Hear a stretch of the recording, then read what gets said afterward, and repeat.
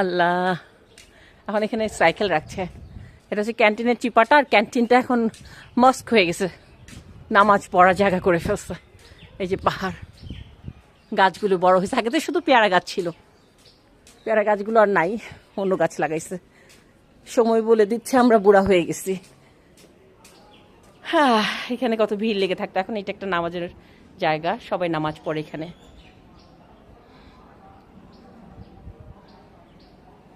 এই নারকেল গাছ থেকে নিশ্চয়ই তোমরা কেউ কেউ ডাব চুরি করে খেয়েছো। বেশিরভাগ নারকেল গাছই নাই, কিছু আছে। এই জায়গাটা চেঞ্জ করছে, ব্যাপক চেঞ্জ। মানে ক্যান্টিনটা পুরা সরায়া এদিকে নিয়ে আসছে, পাহাড় ঘেঁষে এদিকে ক্যান্টিন করছে।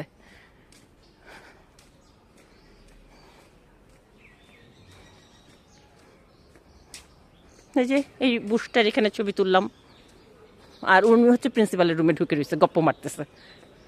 আমার তো গপ্প ভাল লাগতেছে না, মনে হচ্ছে যেন এগুলো দেখি।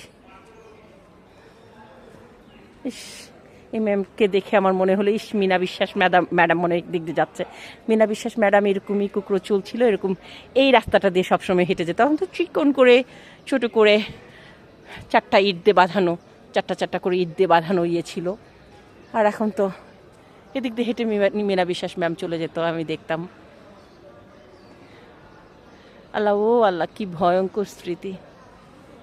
আল্লাহ, আর ওই জানলাগুলো থেকে যারা আমাকে দাঁতন দাঁতন বলে চিল্লাইতো, আল্লাহ তুমি তাদের সবগুলা দাঁত ফালাই দাও। আর না, দুষ্টামি করে বললাম, তারা ভালো থাকুক, সবাই ভালো থাকুক। দাঁতন দাঁতন করে চিল্লাইতো, এইটা তো বুঝলাম।